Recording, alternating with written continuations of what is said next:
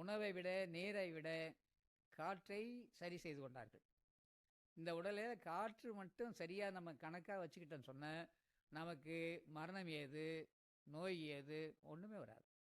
ஆனால் காற்றை தான் நமக்கு வழி தெரியல. ஏன்னா காற்று நம்ம கையில் இல்லை.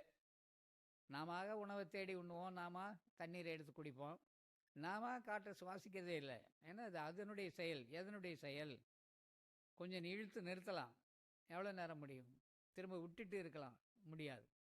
இதை யோக சாஸ்திரத்தில் என்ன சொல்கிறாங்க, இந்த பாம்பு போல நம்முடைய சுவாச காற்று கொடிய நஞ்சுள்ள நல்ல பாம்புக்கு சமமானது.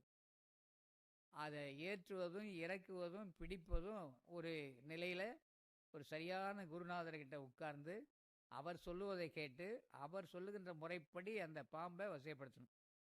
பாம்பு பிடிக்கிறவனே கொஞ்சம் எச்சரிக்கையாக தான் இருக்கார். அந்த பாம்பை சரியாக அவருக்கு பிடிக்க தெரியலனா பிடிக்கிற அவரையே கொட்டிடும்.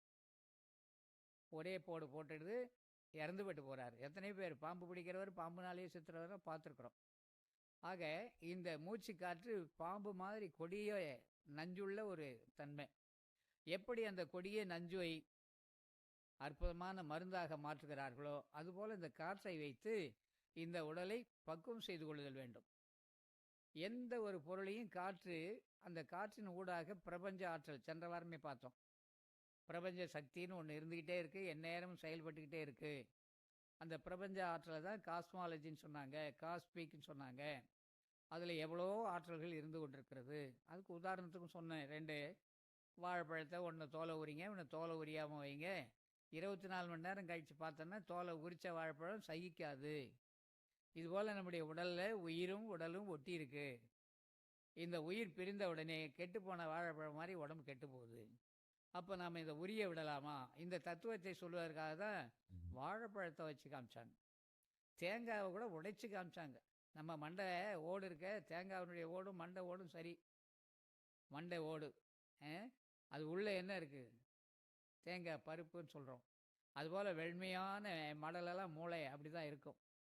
அதில் அதான் நான் சென்ற வாரத்துக்கு முந்தைய வாரமே சொன்னேன், ஒயிட் மேட்டர் பிளாக் மேட்டர் சொல்கிறாங்க. சாம்பல் நிற மூளையினுடைய அமைப்பு சாம்பல் நிறமாகவும் வெள்ளை நிறமாகவும் இருப்பதை நம்மவர்களே கண்டுட்டாங்க. இன்றைக்கி ஆங்கில இந்தியர்களும் ஆங்கில மருத்துவம் அதே சொல்லுது. கிரே மேட்டர், ஒயிட் மேட்டர் அப்படின்னு எழுதுறாங்க. மேட்டர்னா பொருள்.